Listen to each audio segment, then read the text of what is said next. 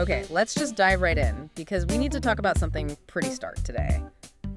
Waste. I mean, the amount we produce globally, it's honestly overwhelming. It really is. You look at the numbers, and it's easy to just throw your hands up. Exactly. The sources we looked at put global municipal solid waste, basically, our everyday trash, at 2.3 billion tons just in 2023. Yeah, and the forecast. It's projected to hit something like 3.8 billion tons by 2050. That's huge. It feels almost impossible to tackle. That paralysis is a real problem, isn't it? When the numbers are that big, action feels futile. Completely. And it gets worse when you bring it closer to home. I mean, take South Korea, for instance. Our sources said 12.6 million tons of plastic waste in 2022 alone. Just plastic. Wow. Yeah, and you see why people get frustrated, right? We look to big government policies or corporations, but things move so slowly, the problem just keeps accelerating. We need something faster, more agile. Exactly. We need models that can actually work on the ground quickly without getting bogged down. Which, interestingly, leads us to the main focus for this deep dive. It's actually a surprisingly hopeful story centered on a group of high school students. Right, at Salt International School. They call themselves Team Seed. Yeah, SEED standing for Simple Eco Every Day. And they're looking at this massive, overwhelming crisis and sort of reframing it through, well, simple, everyday actions. Their whole motto is, small actions can add up to big change. It sounds simple, maybe even a bit cliche. Maybe, but what we want to unpack here is how they're making that real. This isn't just about a school club doing a bake sale for the environment. No, definitely not. We're looking at how these kinds of youth initiatives can go from, a classroom idea to something potentially much bigger, like a genuine model for environmental action, maybe even globally significant. So it's about scalable change driven by young people. Let's go into segment 1 then, from crisis to creativity. How did Team Seed actually start putting that simple eco everyday idea into practice? Well, they recognized pretty quickly, I think, that just telling people about the problem wasn't enough. They needed to make sustainability feel tangible and maybe even kind of fun. Accessible, right? Not just another chore. Precisely. So they started by looking at specific types of waste, not just the usual paper and cans, which, have established recycling systems, even if imperfect. They went for the trickier stuff. Yeah, materials that often fall through the cracks in municipal recycling, things that are hard to process or maybe not profitable enough for the big guys to bother with. They wanted to show these things still had value. Okay, that makes sense. Being strategic. So what kind of things are we talking about? I know you mentioned upcycling earlier. Right, upcycling was a big focus. 2 examples really stood out in the material we reviewed. First, plastic bottle caps. Yeah, those are always tricky for sorting machines, aren't they? Too small. Exactly. Or they get contaminated. So Team Seed collected them and turned them into these, colorful keychains. Simple, visible, and used something usually just thrown out. Okay, keychain, I get it. What was the other one? This one I thought was really clever. Unused sock loops. Sock loops? Like from making socks? Yeah, apparently they're a byproduct from knitting factories. You get tons of these little loops, and they're basically just waste. Low value, high volume. Never thought about that. What do they do with them? They turn them into useful household things. Cleaning cloths, little mats, stuff like that. It's taking something with literally zero value and giving it 1. Okay, that's pretty inventive. But let me push back a bit here. We started this talk about 12.6 million tons of plastic waste in South Korea. Keychains and sock loop mats. I mean, does that really make a dent? Isn't it more symbolic than anything? That's the critical question, absolutely. Yeah. And if you're just measuring impact by weight, then it looks tiny, negligible even. Right. But Team Seed's real success here isn't measured in tons diverted from landfill. It's measured in changing minds, building social momentum. Think about the junk art competition they ran. The whole point wasn't just to make art. It was to get people, especially other young people, to look at discarded stuff and see potential, not garbage. Okay. So it's about shifting perception, making sustainability creative and engaging, not just dutiful. Exactly that. It takes it out of the must-do category and into the want-to-do or even cool-to-do space. It gets conversations started in a way that quoting landfill statistics doesn't. They showed the how-to can be appealing, not just the why. So these initial projects were about making environmentalism accessible and, importantly, visible in daily life. Yes, building that foundation. But, they also realized something crucial, which most environmental campaigns struggle with. Which is? That one-off projects are great for awareness, but they don't usually lead to lasting change in habits. Making keychains is cool, but does it change how you consume things next week? Probably not on its own. Right. The novelty wears off. How do you make it stick? Precisely. And that challenge, making the change permanent, habitual, is what they're tackling next. It takes us right into segment 2, personalizing sustainability. Okay, so moving beyond just physical objects, this sounds like they're getting into psychology. Pretty much. They're developing something called the Eco-Actor Personality Test. It's a really interesting pivot. An eco-actor test, what does that mean? Well, they figured out that generic advice, the standard reduce, reuse, recycle mantra doesn't work equally well for everyone because people are different. Sure. Different motivations, different ways of thinking. Exactly. What clicks for a super organized, plan everything type of person is totally different from what works for someone who's more spontaneous or creatively driven. Okay, I see where this is going. The test tries to figure out your eco-personality. That's the idea. It's a tool designed to match your specific personality traits with eco-friendly actions or habits that actually feel natural to you. It's about lowering the friction, making it feel less like effort. So instead of just saying compost your food waste, which sounds like a chore to some people. Right. If the test pegs you as, say, a methodical planner type who loves systems, maybe your personalized suggestion is detailed composting with charts and tracking, because that fits how you operate.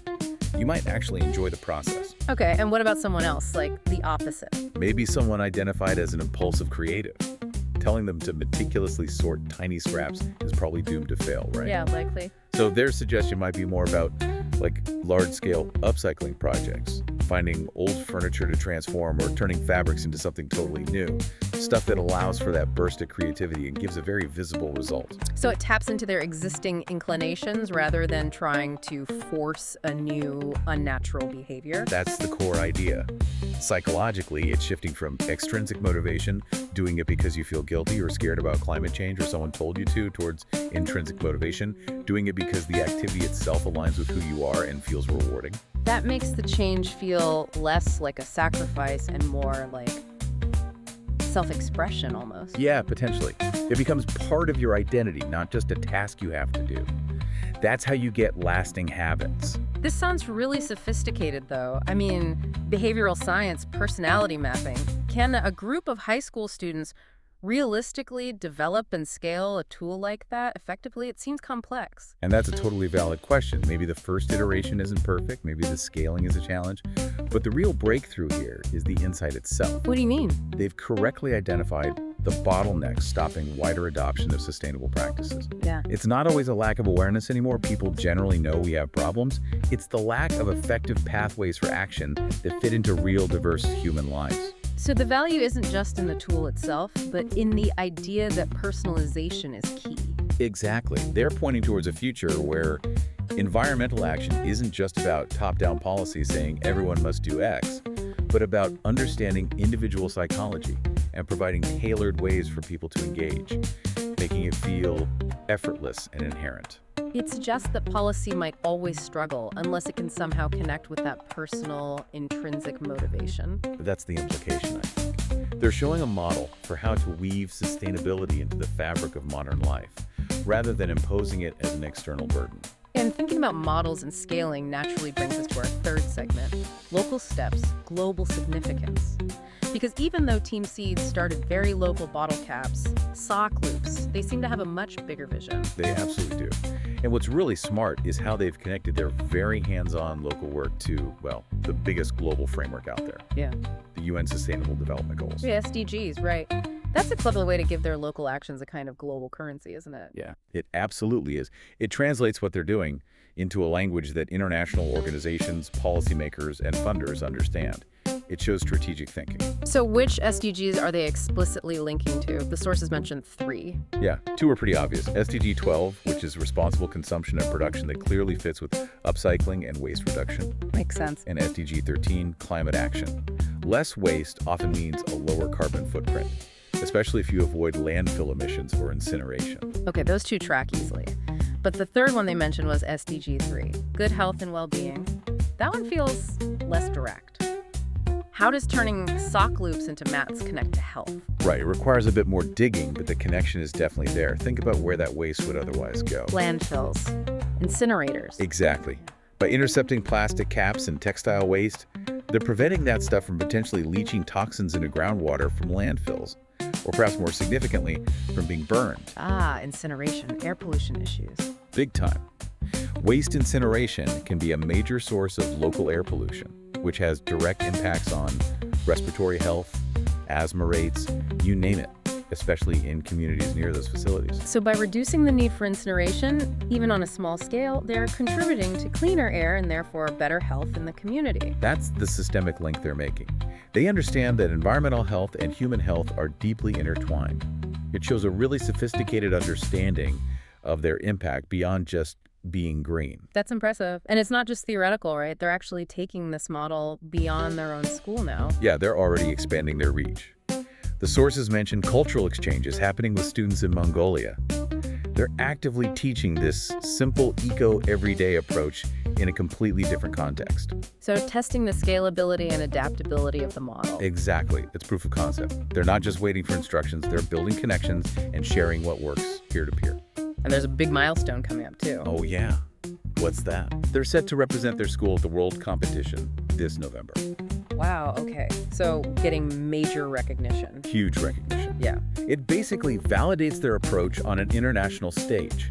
It proves that these local youth-led initiatives, especially when they're smart about behavior and strategy, can genuinely achieve global significance. It really flips the script, doesn't it? Instead of waiting for massive top-down solutions for the waste crisis, maybe the answer starts with, well, high school students figuring out how to make sustainability personal and even joyful. It's a powerful counter-narrative to the doom and gloom. Yeah. They're showing that action and, even joy can go together. And that tackling these huge problems might actually start with these focused, clever, small steps. So just to recap where we've been, we started with those daunting global waste figures, 12.6 million tons of plastic in South Korea alone, then zoomed right down to the micro-level actions of Team Seed. Yeah, transforming bottle caps and sock loops. Then moving into the psychology of sustainability with the eco-active personality test. And finally connecting those local efforts all the way up to global frameworks like the SDGs and public health. The thread running through it all seems to be this idea of making change personal, tangible, and intrinsically rewarding. That feels like the core insight, yes. That combating inertia on these massive global issues might require solutions that feel deeply individual and aligned with who we are. Okay, so as we wrap up, we always like to leave you, the listener, with something to think about. A final question to mull over. Given how Team Seed is using this personalized eco-actor approach for sustainability, and acknowledging that policy often seems to lag behind behavior, it makes you wonder, right? Is this model building solutions from individual psychology upwards, rather than just imposing rules downwards? Is that the key?